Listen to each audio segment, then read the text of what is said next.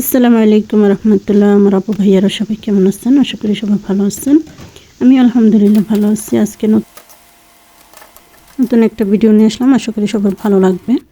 তো আজকে আমি একটা বিকেলের নাস্তা বানাবো, পাতাকপির একটা পাকোড়া বানাবো। তো এখানে আমি কিছু পাতাকপি কেটে নিয়েছি, পেঁয়াজ কেটে নিয়েছি, কাঁচামরিচ কেটে নিয়েছি, একটু ধনিয়া পাতা কুচি করে কেটে নিয়েছি। তারপরে এখন আমি এই যে একটা বল নিয়ে নিলাম।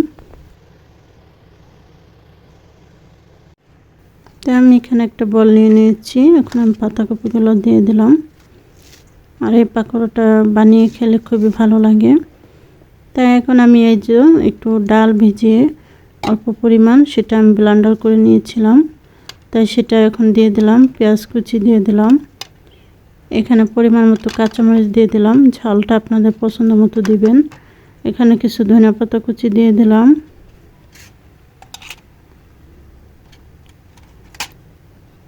এখানে আমি 1 চামচের মতো হলুদের গুঁড়া, হাফ চামচ আদা রসুনের পেস্ট দিলাম, হাফ চামচের মতো গরম মশলার গুঁড়া।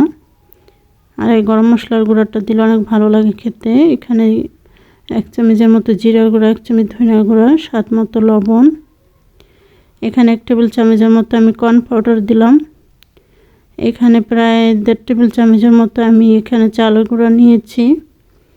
আর কর্ন পাউডারটা দিলে দেখা যায় এটা খেতে ভালো লাগবে, একটু ক্রিসপি টাইপের হবে, তখন খেতে অনেক ভালো লাগবে। তো এখন আমি এটা ভালো করে মাখিয়ে নিতেছি। আর এটা কিন্তু চেটকিয়ে চেটকিয়ে হাত দিয়ে মাখাতে হবে, তাহলে পাতাকপিটা একদম নরম হয়ে যাবে।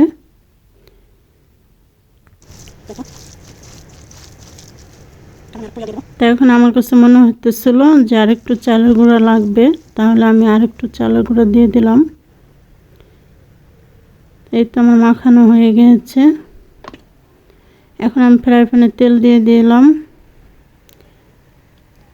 তেলটা গরম হয়ে আসলে এখন আমি এগুলো দিয়ে দিব, পাকোড়াগুলো। এই তো আমি এখন একটা গোল গোল শেপ করে একদম সুন্দর পেঁয়াজের মতো শেপ করে দিতেছি। এই তো গোল গোল করে আমি দিয়ে দিতেছি সবগুলো। আর এখানে আপনারা চাইলে আপনারা বেসন দিতে পারেন।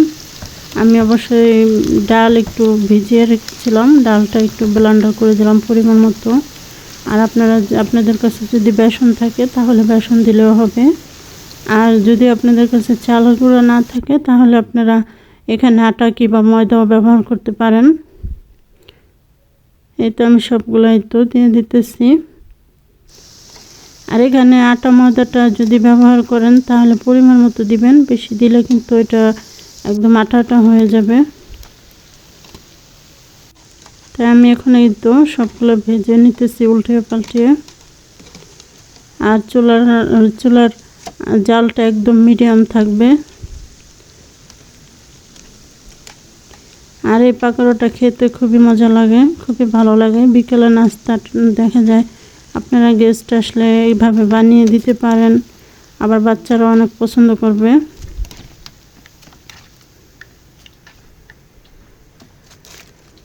এই তো আমি বাকিগুলো ভেজে নিতেছি, সবগুলো ভেজে নিব। আর প্লিজ আমার আপু ভাইয়েরা, আমি যাদের ভিডিও দেখি সবার ভিডিওতে লাইক কমেন্ট করে আসি, অনেক ভালোবাসা দিয়েছি। আমার ভিডিওগুলো যে দেখবেন দয়া করে সবাই লাইক কমেন্ট করবেন, শেয়ার করবেন, একটু ভালোবাসা দিয়ে সবাই পাশে থাকবেন। আমি যার ভিডিও দেখি সবাইকে সাপোর্ট করার সবসময় চেষ্টা করি। আর দেখা যায় আমি সবাইকে অনেক সাপোর্ট করি, তাহলে আপনারাও আমাকে একটু সাপোর্ট করবেন।